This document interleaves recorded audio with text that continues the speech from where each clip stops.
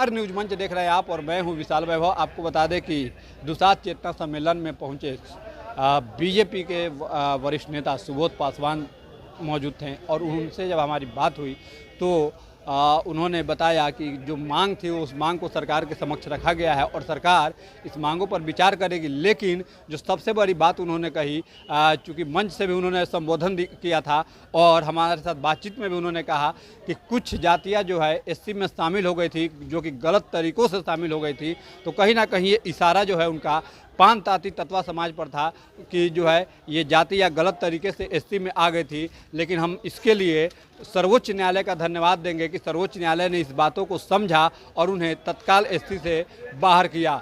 तो कहीं ना कहीं स्पष्ट रूप से कहा कि जो है जो आरक्षण की जो दायरा होती है वो छुआछूत को लेकर होती है और ये जातियाँ जो है पान ताती ये छुआछूत के दायरे में नहीं आती हैं, इसलिए इन्हें एससी में नहीं रहना चाहिए।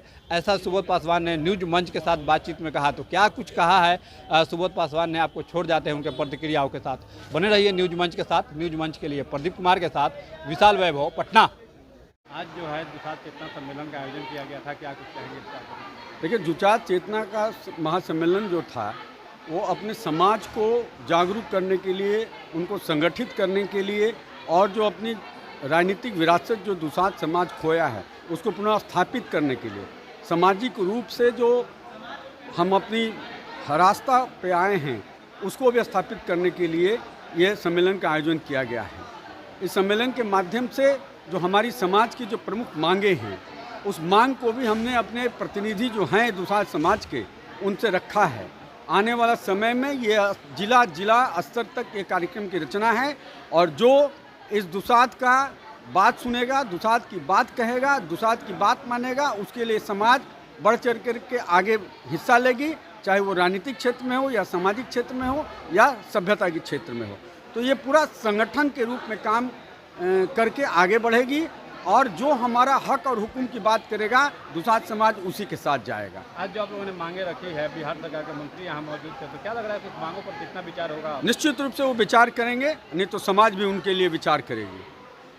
आपने अभी मंच से एक संबोधन में अपना कहा कि जो है कुछ जातियाँ जो है घुसपैठ बन के एससी में आ गए थे, जो उन्हें ईबीसी में कर दिया गया है। निश्चित रूप से बीच के दरमियान बिहार में बहुत बड़ी गलती हुई थी कि एक समाज को अनुसूचित जाति वर्ग में शामिल किया गया था। लेकिन मैं धन्यवाद देता हूं माननीय सर्वोच्च न्यायालय को, जिन्होंने इस बात को समझा और उस समाज को ईबीसी में वापस करके और खाली सीटों पे जो भरा हुआ सीट था नौकरी में लगभग 26,000, उनको फिर से माननीय सर्वोच्च न्यायालय ने उनको अनुसूचित जाति के लिए खाली करके उसमें बहाल करने का काम के लिए ऐसा आदेश दिया। मैं धन्यवाद देता हूँ माननीय सर्वोच्च न्यायालय। लेकिन समाज के लोग कहते हैं कि हम लोग पिछड़े हुए हैं, राजनीतिक आर्थिक सभी दृष्टिकोण से पिछड़े हुए हैं। देखिए, आरक्षण का जो मेन दायरा था, आरक्षण जो मिला अनुसूचित वर्ग को, वो क्यों मिला ये बात को जानना होगा।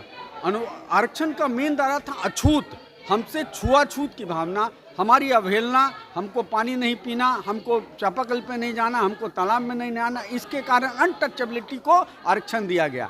लेकिन जो जातियां शामिल हुई थी वो अनटचेबिलिटी कहीं नहीं रहा, अछूत कहीं नहीं था, कभी नहीं था। इसके कारण माननीय सर्वोच्च न्यायालय ने ऐसा आदेश पारित किया। धन्यवाद।